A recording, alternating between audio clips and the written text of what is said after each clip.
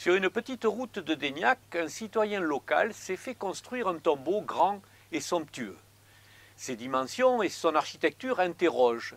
L'occupant des lieux n'a droit qu'à une simple plaque en marbre comme identifiant. Avec Martine Bois, historienne locale, nous allons découvrir une histoire peu connue, celle d'un militaire napoléonien venu en entre-deux-mers y prendre sa retraite. Nous sommes ici devant le tombeau assez étonnant du général Toussaint d'Armagnac, un personnage qui illustre bien ce qui pouvait arriver à des gens, disons, de la population modeste pendant la Révolution et l'Empire. Il est né à Toulouse en 1766 et il était le fils d'un cuisinier dans une famille noble. Mais en 1791, quand la Révolution recrute des troupes, notamment des gardes nationaux, il est volontaire, il s'engage. Et 3 mois plus tard, il est déjà capitaine, ce qui montre qu'il était certainement apte à commander, qu'il avait des capacités pour être non seulement un soldat, mais aussi un officier.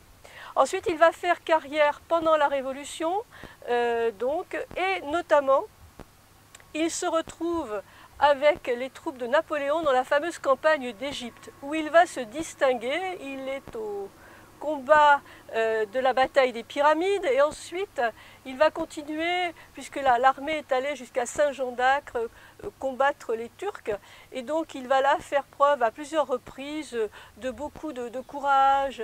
Il va être blessé grièvement, il va emporter une redoute, bref, il est reconnu et il obtiendra à ce moment-là un sabre d'honneur et un autre ensuite quand il revient en France au début du XIXe siècle.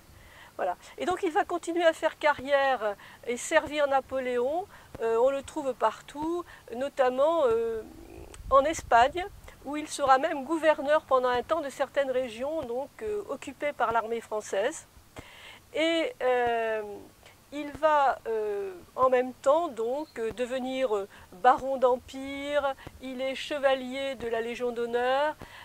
Il faut savoir que plus tard, après, il sera inscrit sur l'Arc de Triomphe de l'Étoile à Paris.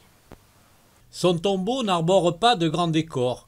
Il symbolise tout de même le souvenir le plus puissant de sa vie. Certainement très nostalgique de sa campagne d'Égypte, il a voulu se faire enterrer dans un tombeau qui lui rappelle cet épisode de sa jeunesse, puisque sur ce tombeau qui est très important mais extrêmement nu, il a fait construire un obélisque qui se dresse vers le ciel.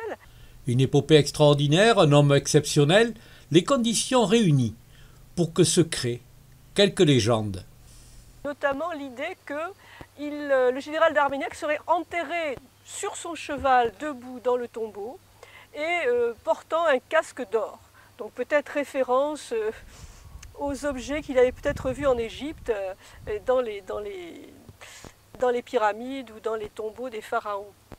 Alors pourquoi est-il enterré ici à Daignac? Tout simplement parce que, ayant mis fin à sa carrière militaire à près de 70 ans, il s'est installé ici et il a acheté le château de Prayssac et il a voulu donc se faire enterrer sur les terres dépendant de ce château. Voilà. Nous allons donc maintenant aller voir ce château où le général a fini ses jours.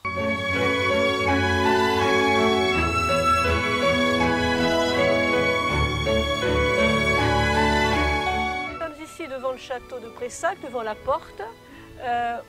Où le général d'Armagnac a vécu à peu près environ 25 ans, puisqu'à partir de sa retraite en 1830-1831, il est venu s'installer ici.